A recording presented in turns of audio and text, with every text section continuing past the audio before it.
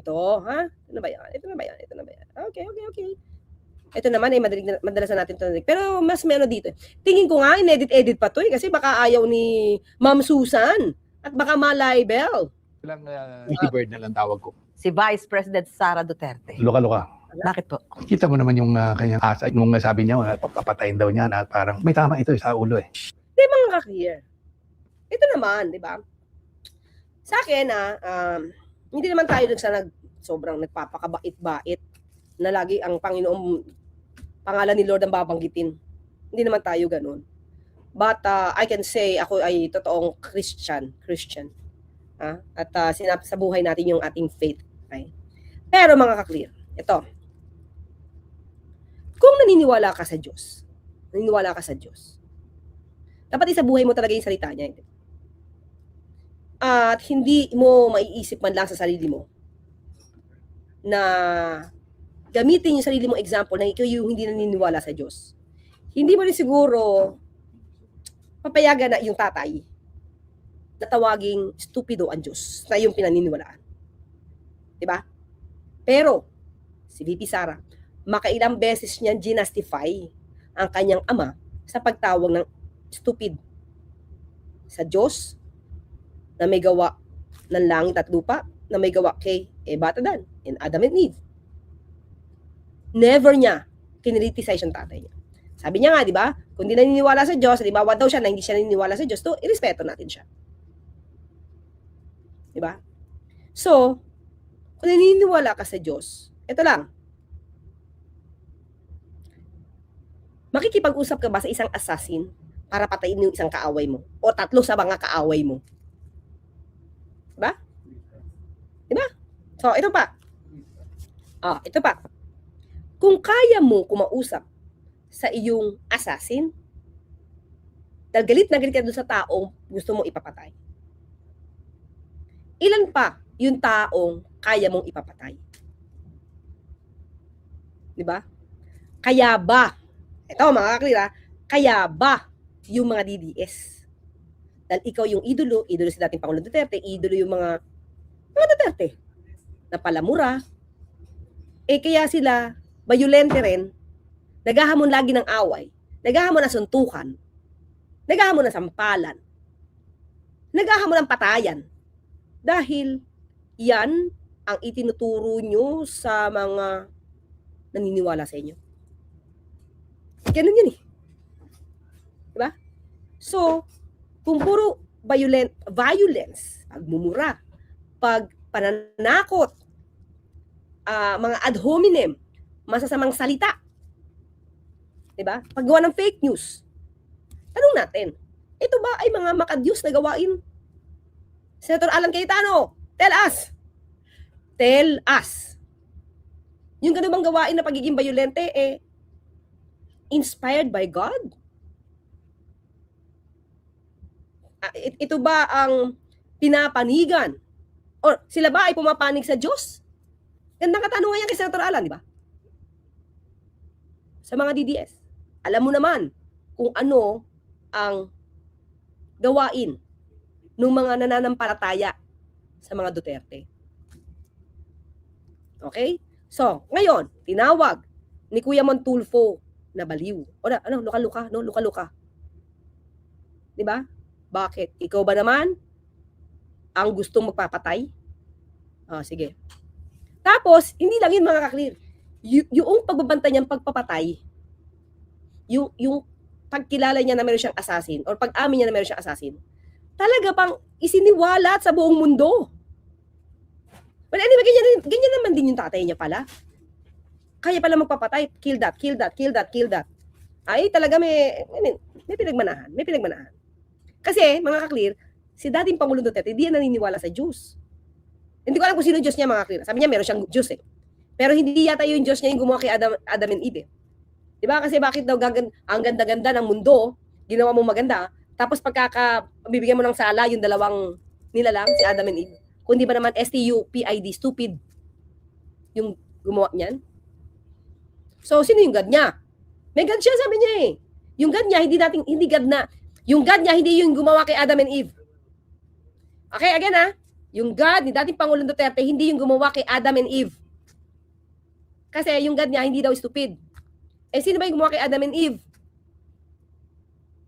According to the Bible. O, sa mga Catholic and Christians.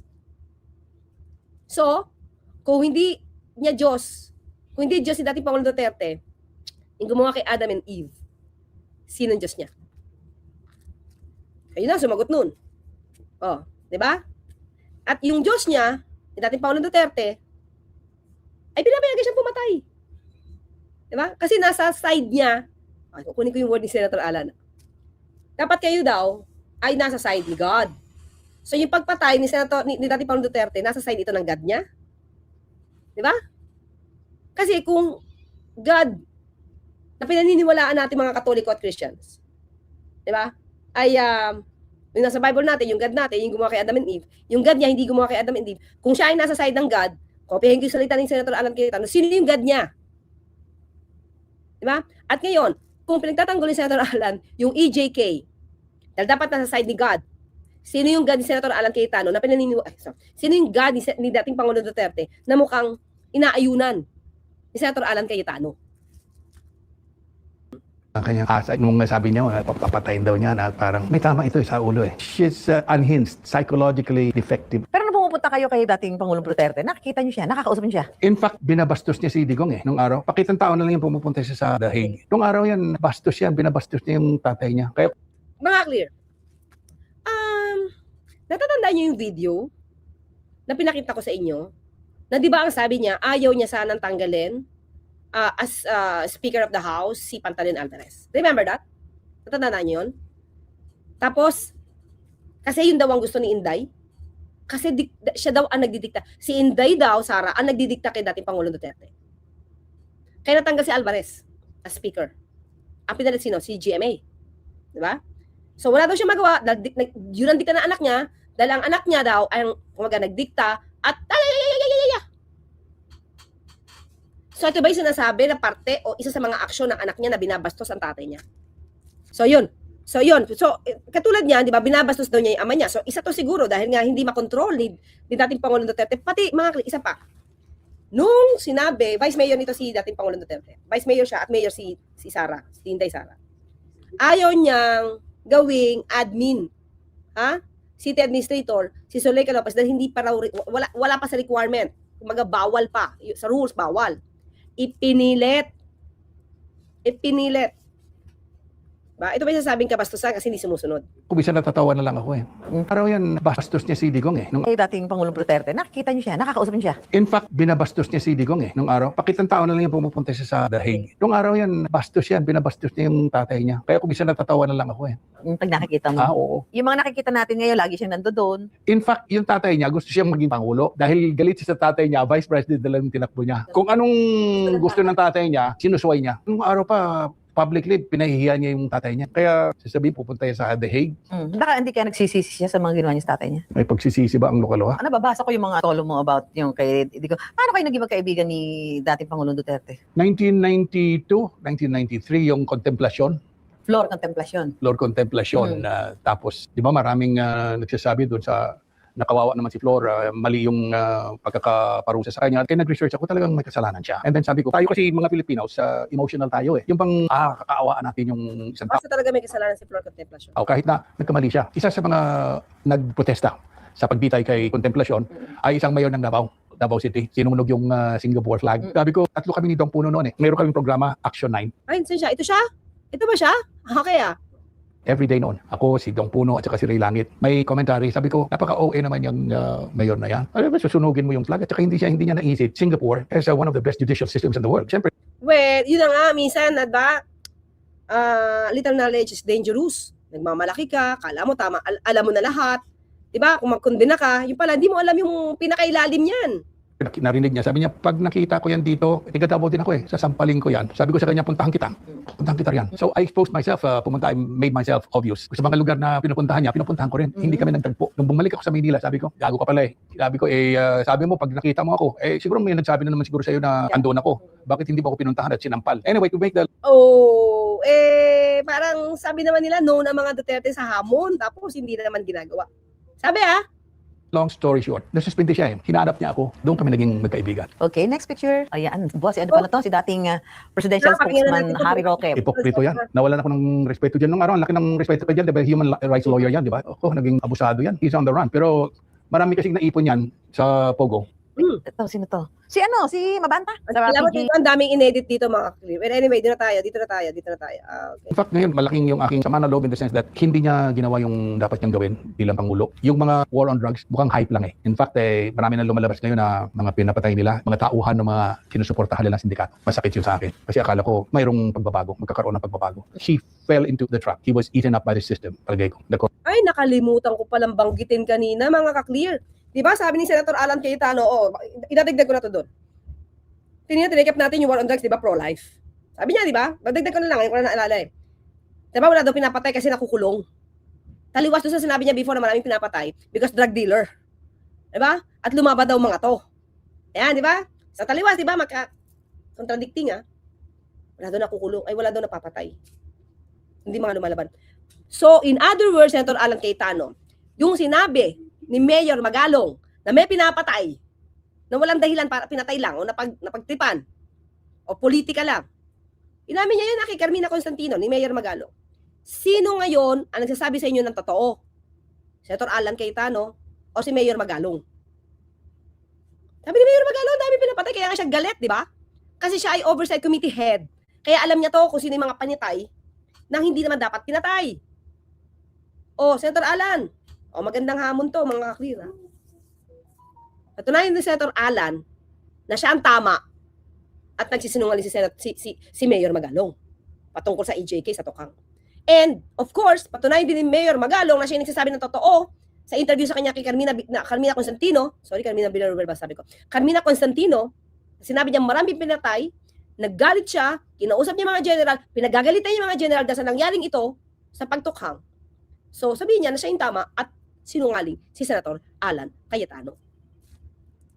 Diba? Diba? Kasi taliwas eh.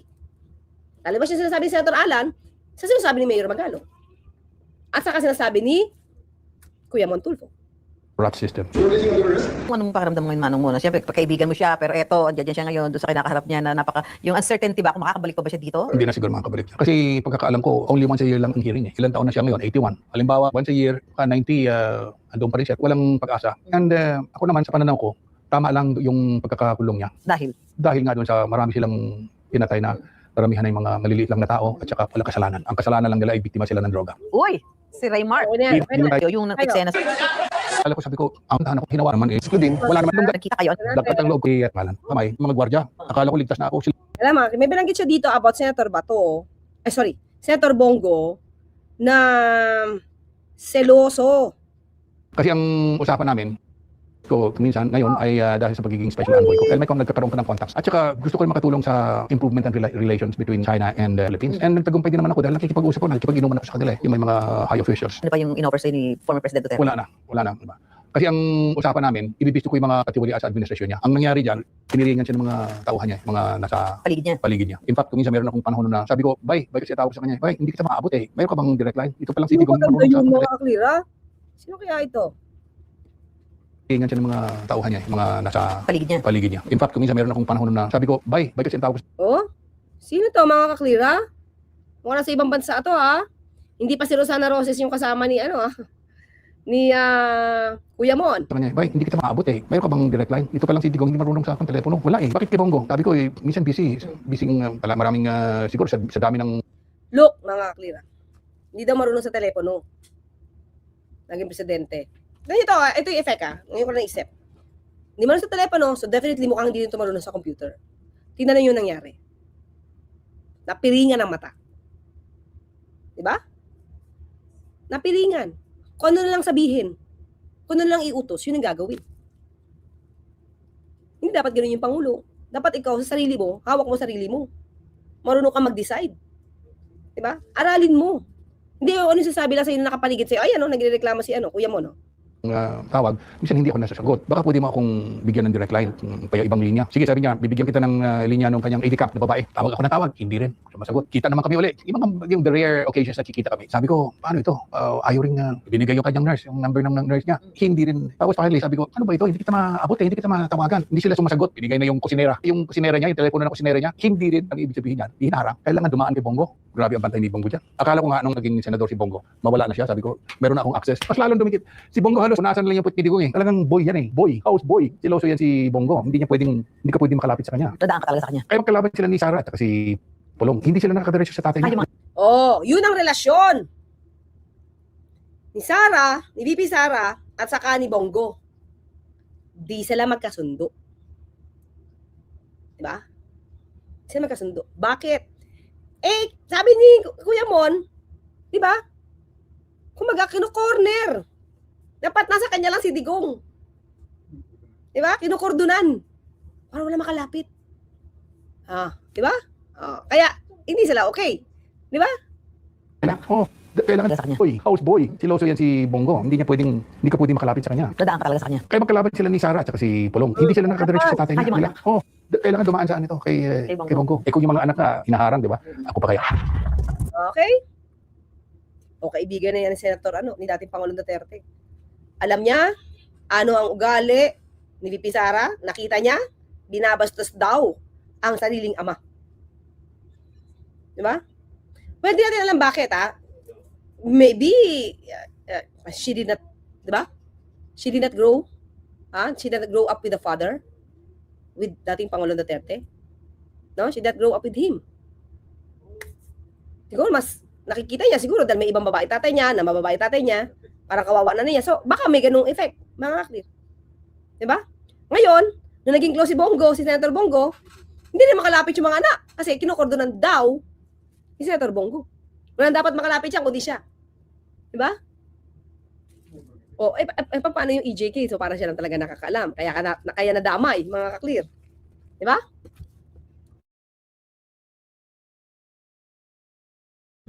Diba? Ibig sabihin, lumalabas dito na hindi naman smooth. Diba? Ang relasyon ng anak, especially VP Sara, sa kanyang ama. Ito ay sa pananaw, sa pagiging, witness, personal knowledge. According to him, personal knowledge ni Kuya Montulfo. Kasi nakikita niya, na-experience niya. Hindi naman niya masasabi to, siguro, kung di naman niya to na-experience Dahil malapit naman sila ni dating Pangulong Duterte. Yung isa baliw, yung isa siloso. So magkaaway sila. Hindi sila makasundo. Si VP Sara, ni Pulong, yung dalawa, Pulong, VP Sara, hindi sila kakasundo, Senator Bongo. Kasi hindi makadiretso daw yung dalawang anak sa ama.